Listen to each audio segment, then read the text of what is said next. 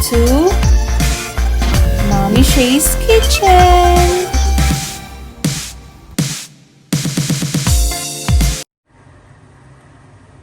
Magandang araw! Ngayon ay magluluto tayo ng garlic parmesan chicken wings. At ito ang mga kailangan nating mga sangkap. Meron tayong half kilo ng chicken wings.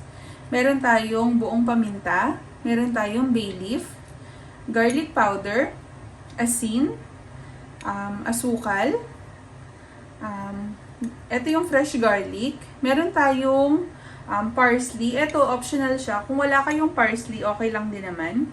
Meron din tayong 4 tablespoon of butter.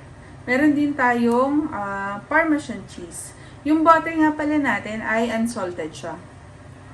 So, ang una natin gagawin ngayon ay papakuluan natin ang chicken wings para masigurado nating lutong-luto ang ating wings. So, ayan guys, nagpakulo na ako ng tubig. Tapos, sa kumukulong tubig, ihalo natin ang ating paminta at yung ating bay leaf.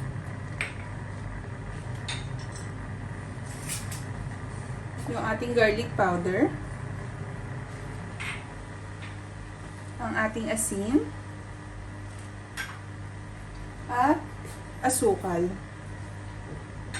So, ginagawa ko itong procedure na to para masigurado na yung chicken wings natin ay malasa. Tsaka sigurado na lutong-luto yung ating chicken wings. Kasi pagka diniretso bake natin siya, minsan, pag may dugo-dugo pa, with boiling yung chicken wings, make sure muna lutong-luto ang ating chicken wings at marereduce pa natin yung fat content niya.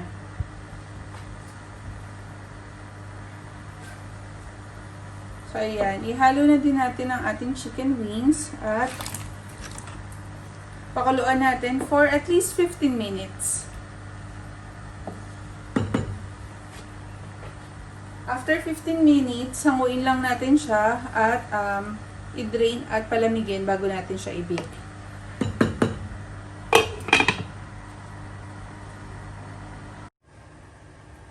So, ayan guys, after 15 minutes, hinango ko na yung chicken. Tapos, hayaan lang natin siya lumamig. Tapos, ready na siya to bake. So, ayan, wait lang natin siya lumamig. Tapos, mamaya, ready na yan. So, ayan guys, nakapag-preheat na ako ng ating oven. Ngayon, isa-isa ko lang ilalagay yung ating mga chicken wings.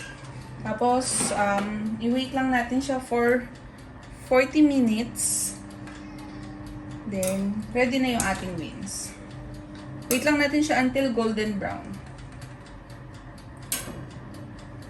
So, balik dun sa base ng oven, naglagay lang ako ng tray. Tapos, nilagyan ko siya ng foil. Kasi for sure, etong chicken, mag-aano siya, magdidrip pa dyan yung mga kanyang mga mantika.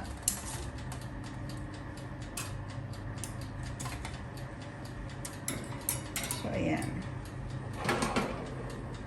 Tapos, wait lang natin siya hanggang mag-golden brown siya. Set nyo lang yung temperature nyo at 180 degrees Celsius. Tapos, 40 to 50 minutes until golden brown. Tapos, mamaya, pwede nyo din siyang baligtarin kung hindi nagpapantay yung kanyang luto.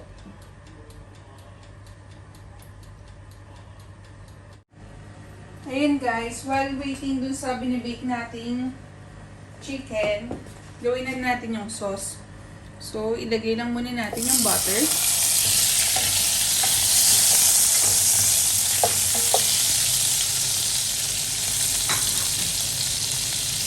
Yan, imelt lang natin mabuti yung butter.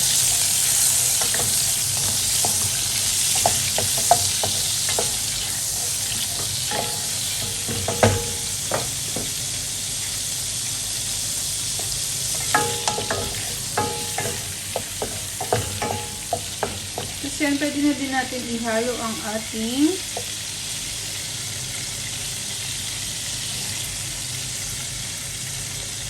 garlic.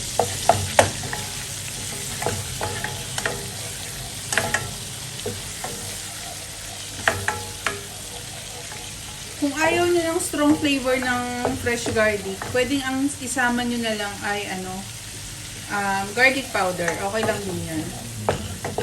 Pero kami naman ng husband ko, okay naman kami sa garlic. So, fresh garlic yung dinagdag ko.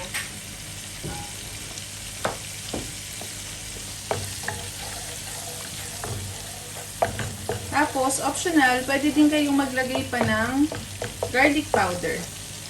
Mahilig kami kasi sa garlic flavor ng asawa ko. So, mag-add pa ako ng 1 teaspoon of garlic powder.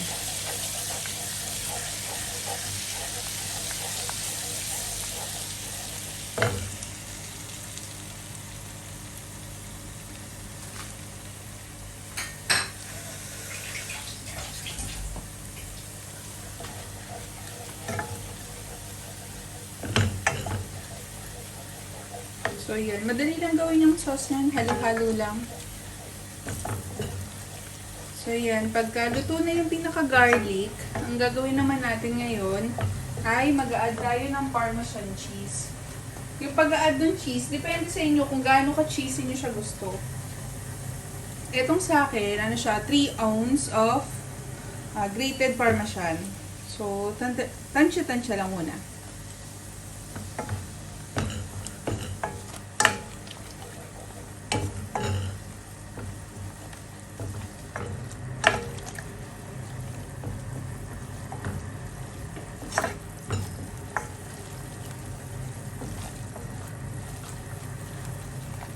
So, yung nalagay ko pa lang, mga half lang siya nung isang container na to.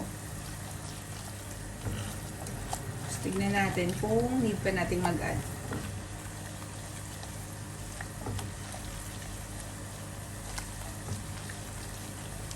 Kaya unsalted nga pala yung butter na ginamit natin. Kasi yung Parmesan, medyo maalat na siya. So, no need nang mag-add. So, tingin ko pwede pa tayo mag-add ng konti.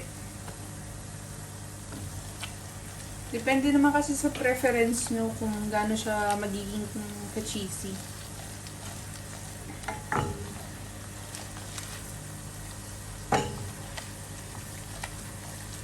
So, yan ngayon, pwede na din tayong mag-add ng ating parsley. Yung parsley, optional lang siya.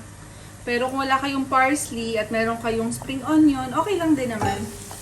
Pero dahil may parsley kami sa ref, ngayon, naglagay na lang din tayo. So, ayan, makaka-add siya ng flavor tsaka ng color.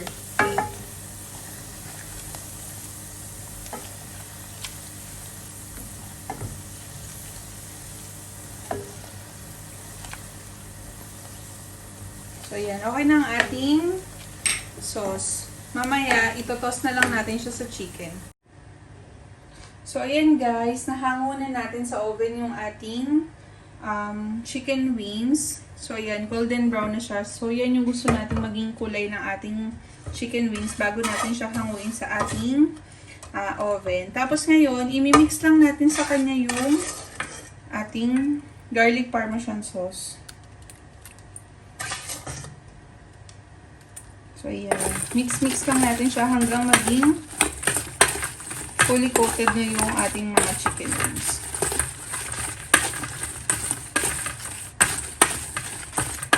So, ayan. Napakabango. Amoy na amoy mo yung garlic. So, ayan. So, ayan guys. Ready na yan. Tapos, lipat lang natin siya sa isang serving bowl or sa plate.